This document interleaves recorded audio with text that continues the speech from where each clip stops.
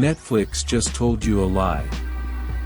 In May 2026, the documentary The Crash took the world by storm. It painted Mackenzie Shirilla as a tragic figure, troubled 17-year-old caught in a horrific, high-speed accident.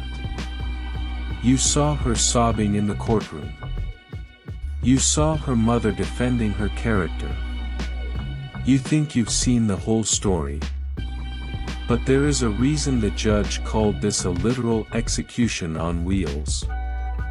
What the documentary glossed over, and what the 2026 leaked files finally reveal, is that the tears were part of a rehearsed performance that began the moment Mackenzie woke up in the hospital.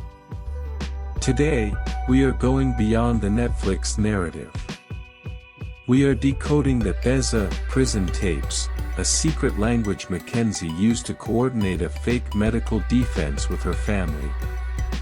We're looking at the deleted TikToks that prove this wasn't an accident, but a final, toxic act of possession. Stick around, because by the end of this video, you'll hear the one piece of audio the defense tried to bury, a recording that proves Mackenzie wasn't worried about the 2 lives she took, she was worried about her follower count. July 31st, 2022. 5:30 a.m. Strongsville, Ohio. Most 17-year-olds are asleep. But Mackenzie Shirilla is behind the wheel of a Toyota Camry. In the passenger seat is her boyfriend, Dominic Russo. In the back, his friend, Davion Flanagan.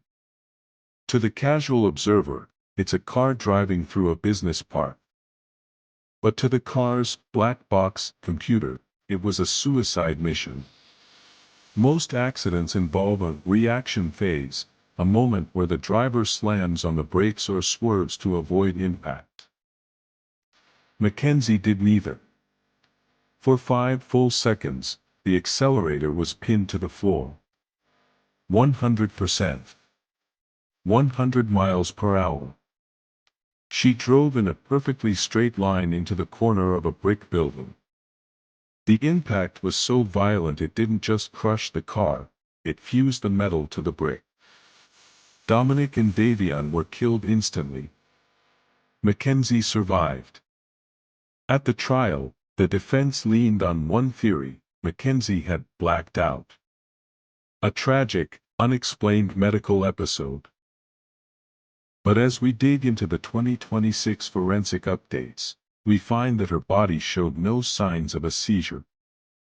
Her brain was fully conscious. The question is, why? Why would a girl with everything to live for drive her boyfriend into a wall? The answer was hidden in a secret language. This is the part Netflix didn't want to explain, because it's too disturbing. While Mackenzie was in the Cuyahoga County Jail, her phone calls were being recorded. But the guards noticed something strange. Mackenzie and her mother weren't speaking normal English. They were using gibberish, specifically the Ezza code. I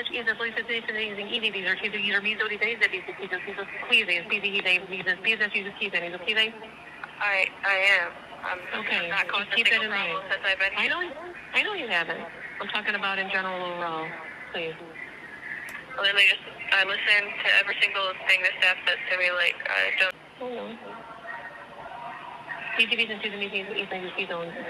For those who don't know, What? this is a secret language where you insert the sound DZ into every syllable. I can't understand. It sounds like nonsense to an untrained ear. Vocalize a quick sample. Metzaketsanetsa. But in 2026, AI-assisted transcription finally cracked the code. In one leaked recording, Mackenzie's mother asks her if she remembers the script. Mackenzie responds in Ezza code, "Can we tell the police I had a seizure?" If there's can I say something to her? Yes. He's like Caesar, he's like he's music cheesy Caesar, he's always like Jesus cheesy, he's like who's like season, you can? Yeah, like can I just like like take my whole license away for like 10 years or something like that. Like I don't even. Stop and think about that. While the families of Dominic and Davion were picking out caskets, Mackenzie was using a coded language to engineer a lie. She wasn't asking how her friends died. She was asking how she could live without consequences. The medical episode wasn't a tragedy. It was a strategy. And the Ezza tapes prove that the girl crying in the courtroom was an actress playing the role of a victim. But the pathology goes deeper than just avoiding prison. Mackenzie Shirilla belonged to a new, dangerous demographic, the clout killer.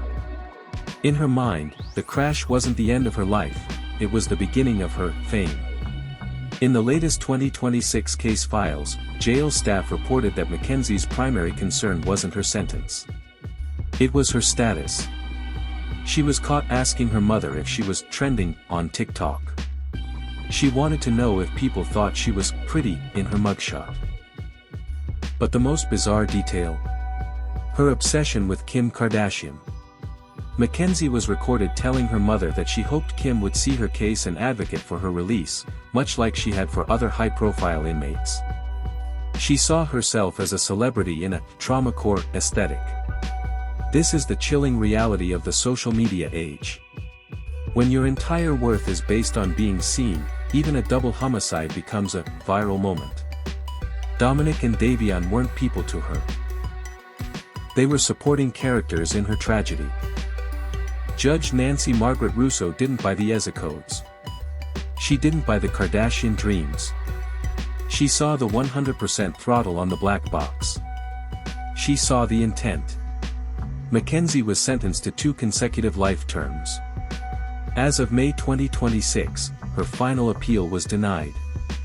The court ruled that the gibberish tapes were a clear admission of guilt and a sign of premeditated deception. Mackenzie will spend at least the next 15 years behind bars. She finally got what she wanted, the whole world knows her name.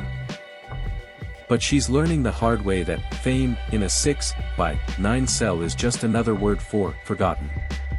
Dominic Russo and Davion Flanagan didn't get to become trending topics.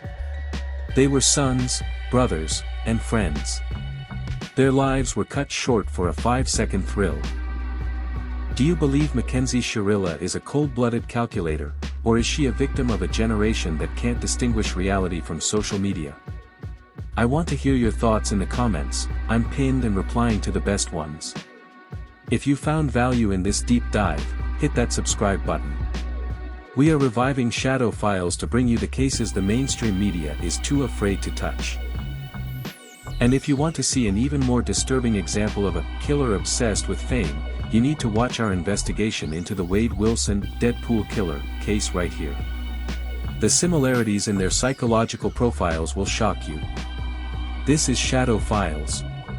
Thanks for watching.